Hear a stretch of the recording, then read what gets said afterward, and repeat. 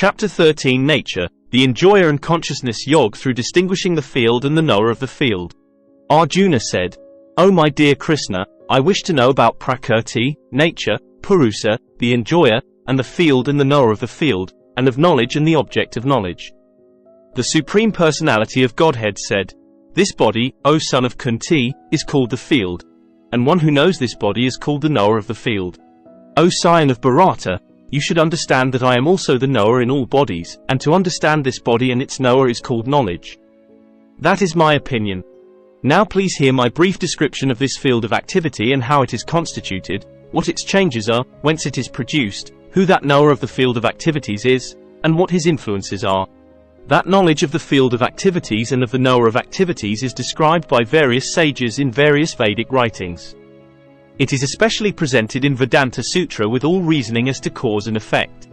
The 5 great elements, false ego, intelligence, the unmanifested, the 10 senses and the mind, the 5 sense objects, desire, hatred, happiness, distress, the aggregate, the life symptoms, and convictions, all these are considered, in summary, to be the field of activities and its interactions.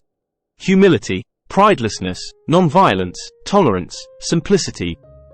Approaching a bona fide spiritual master, cleanliness, steadiness, self-control, renunciation of the objects of sense gratification, absence of false ego, the perception of the evil of birth, death, old age and disease, detachment, freedom from entanglement with children, wife, home and the rest, even-mindedness amid pleasant and unpleasant events, constant and unalloyed devotion to me, aspiring to live in a solitary place, detachment from the general mass of people, accepting the importance of self-realization, and philosophical search for the absolute truth. All these I declare to be knowledge, and decide to this whatever temper asks. I shall now explain the knowable, knowing which you will taste the eternal. Brahman, the spirit, beginningless and subordinate to me, lies beyond the cause and effect of this material world. Everywhere are his hands and legs, his eyes, heads and faces, and he has ears everywhere. In this way the Supersoul exists, pervading everything. The Supersoul is the original source of all senses, yet he is without senses. He is unattached, although he is the maintainer of all living beings. He transcends the modes of nature, and at the same time he is the master of all the modes of material nature. The Supreme Truth exists outside and inside of all living beings, the moving and the non-moving. Because he is subtle, he is beyond the power of the material senses to see or to know. Although far, far away, he is also near to all. Although the Supersoul appears to be divided among all beings, he is never divided. He is situated as one. Although he is the maintainer of every living entity, it is to be understood that he devours and develops all. He is the source of light in all luminous objects. He is beyond the darkness of matter and is unmanifested. He is knowledge, he is the object of knowledge, and he is the goal of knowledge.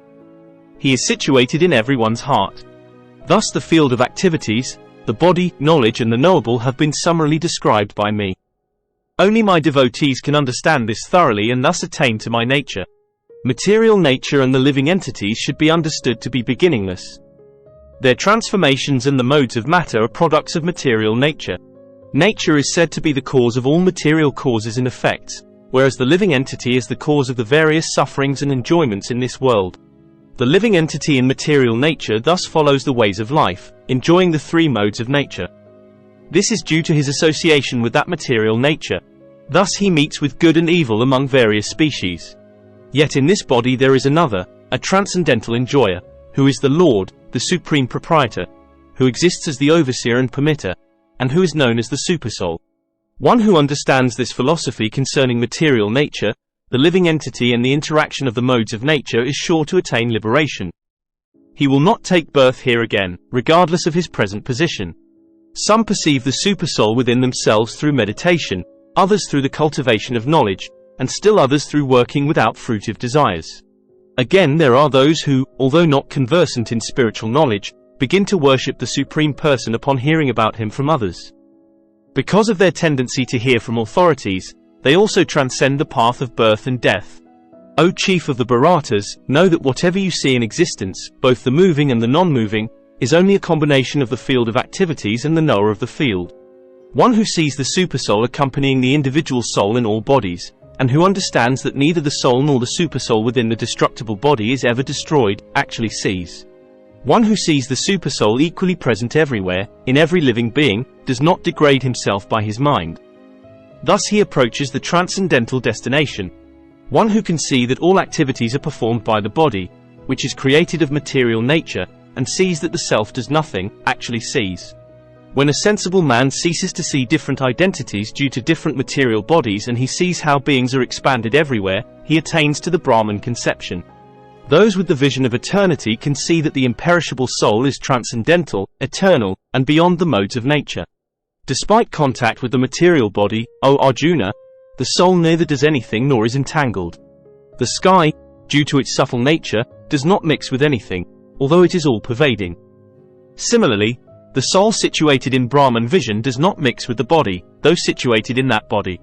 O son of Bharata, as the sun alone illuminates all this universe, so does the living entity, one within the body, illuminate the entire body by consciousness. Those who see with eyes of knowledge the difference between the body and the knower of the body, and can also understand the process of liberation from bondage and material nature, attain to the supreme goal. Thank you for watching. If you enjoyed this content, don't forget to hit the like button, share with your friends, and subscribe for more exciting updates.